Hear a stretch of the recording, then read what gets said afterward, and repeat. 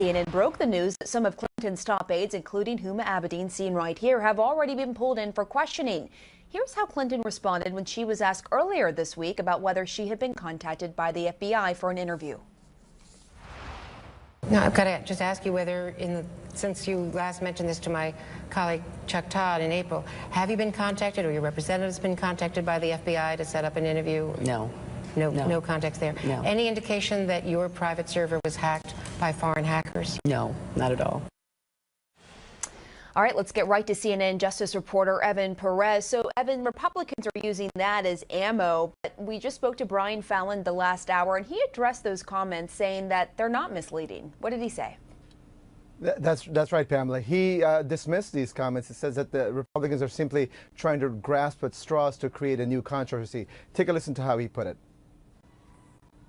So David Kendall is her top counsel, and he has been in touch with the Justice Department throughout this review. We've always been very upfront about that. I think the question Andrea was asking was whether David Kendall or Hillary Clinton herself had been contacted about actually scheduling the date for the interview, and she said no, because the honest answer is it hasn't happened yet. But whenever they do, we'll be happy to accommodate that and make it happen. In fact, as I indicated, we've been offering that since last August. So I think Republicans are trying to create a problem here where no inconsistency exists.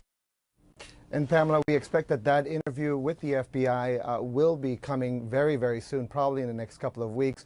And this investigation clearly is near wrapping up. As you mentioned earlier, bringing in these aides, some of her closest aides, for interviews quietly to the FBI field office just a few blocks from where we're sitting is an indication that this is nearing an end. And so far, according to the people that you and I have spoken to, there is no indication that the FBI has proof that she willfully violated the law. So now what this means is that the FBI is going to turn over its findings to the Justice Department. The Attorney General, Loretta Lynch, is going to make a final call here on whether or not there are any charges to be brought. And it's clear that everybody's keeping an eye on the political calendar with 2 months to go before the Democratic convention takes place. Yeah, exactly. Investigators have to be mindful of that. Evan Perez, thank you so much for bringing us the latest. And first on CNN, additional troops have been sent to Baghdad. We have just learned that 25 heavily armed U.S. Marines are now on site at the U.S. Embassy in the Iraqi capital. Barbara Starr joins us live from the Pentagon with more on this breaking news. Barbara? Good morning, Pamela. The Marines arriving in the last several hours to beef up security at the embassy. The concern has been since last week when hundreds of demonstrators broke into Baghdad's green zone. The pictures were very compelling. These are anti-government protesters in Iraq demonstrating against the government there, somewhat at the behest of the Shiite cleric Muqtada al-Sadr. The concern had been again Friday today that more demonstrations would break out. So far, the day appears to have been relatively peaceful in the green zone where the U.S. Embassy is located. That's why the Marines were sent there. But there is these pictures, of course, from last week. But always concern, in the wake of the disastrous attack on the U.S. compound in Benghazi, Libya, some years ago, the State Department taking no chances, requesting this additional security. The Marines are there. Right now, the word is everything is relatively calm. In fact, the U.S. doesn't believe these protesters are really aiming for any demonstration against the U.S. Embassy. But the green zone is supposed to be the most secure area. The U.S. Embassy is there. The Marines are there to make sure they keep it secure. Pamela? Barbara Starr, thank you for his campaign. But Hillary Clinton is giving her Democratic opponent a nudge.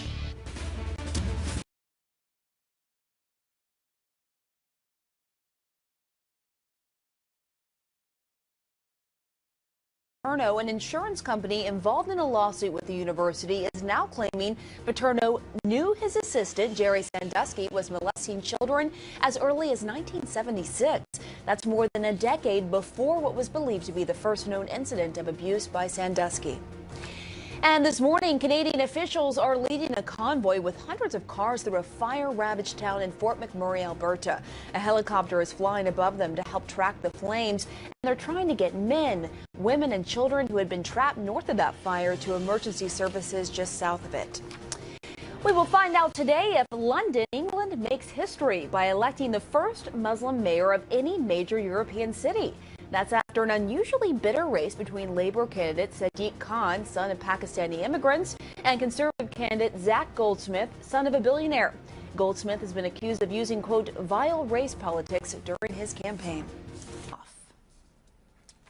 The kind of language coming from Donald Trump is hateful. Here's a person under investigation by the FBI. She's only going to get the nomination because it's a rigged deal. And frankly, maybe she won't even be able to run. Well, we are just about 6 months out from the big vote, and it looks like we're getting a taste of what's to come. The path now clear for Trump, but on the Democratic side, Bernie Sanders is still hanging in there. So Clinton seems to be giving him a gentle nudge, and she's using her own 2008 loss to do it. I am nearly 300 pledged delegates ahead of Senator Sanders. When I was running against then Senator Obama, he and I were neck and neck in the popular vote. But I knew that he had won. All right, joining me now is CNN political commentator and former executive director of the Congressional Black Caucus, Angela Rye, and CNN political commentator and host of Mark Lamont Hill. Thank you both for coming on. Angela, to you first. We just heard Clinton talking there, sort of seeming to nudge Sanders to leave the race because essentially it's mathematically impossible for him to clinch the nomination. Is it time for that to happen in your view?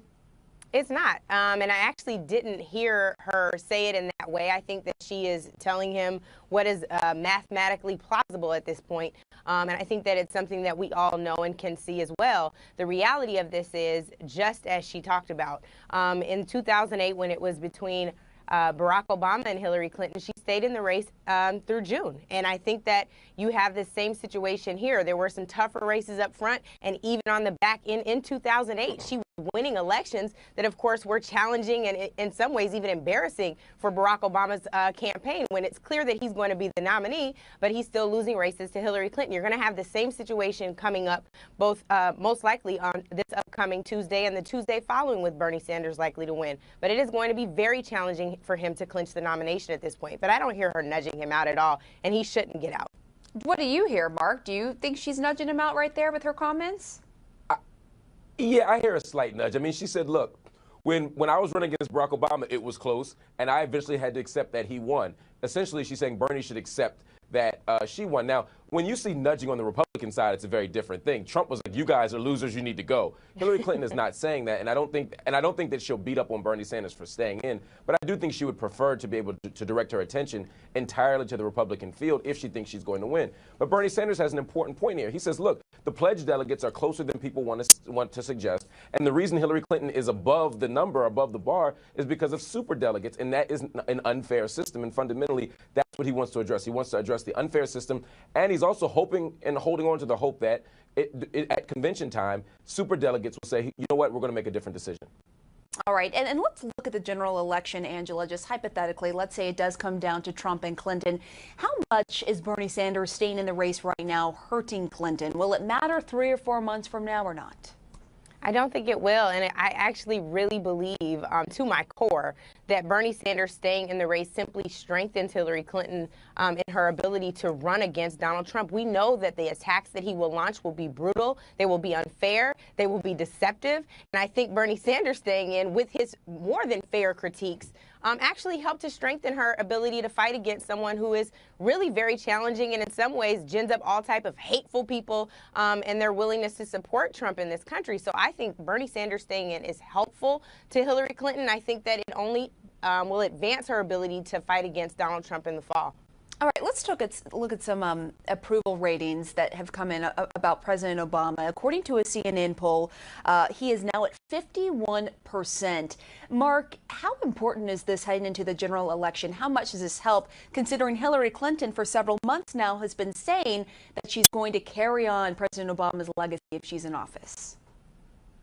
Oh, it's incredibly important. You know, President Obama has all but endorsed Hillary Clinton, whether we agree or disagree with that decision. Even at the White House Correspondents' Dinner, I mean, we saw the subtext there. So if he's popular and he's riding a wave, he'll be able to stand next to Hillary Clinton in a way that George Bush could not stand next to any Republican candidate or nominee back in 2008. And so it gives her an extraordinary advantage. Hillary Clinton is going to have to get a populist push. And that's why I disagree with Angela just a slight bit. I agree with her that Hillary Clinton has been strengthened by the fight against Bernie Sanders. But if Bernie stays in longer and he continues to have that populist push from the left, and Trump has that populist and white nationalist push from the right, what happens is it makes Hillary look more and more like a Washington insider as opposed to a populist candidate. President Obama can deliver her from a little bit of that, not because he's an outsider, but because he has such extraordinary popularity that people who otherwise may not stand near Hillary or vote for Hillary might do it anyway. And she has to walk a fine line here in terms of that, because she doesn't want to alienate all those supporters that Bernie Sanders has pulled to his side, right? Yeah, I think that's 100% right. But go ahead, Angela. Yeah, I think that's 100% right. The reality of Bernie Sanders, again, also staying in the race, is you're more than likely to get his supporters engaged in this process. You're more than likely to see them come together at the end and see those folks say, you know what, maybe Hillary Clinton isn't so bad when you compare her to Donald Trump, or some of the other independents that would not go to a Donald Trump based on the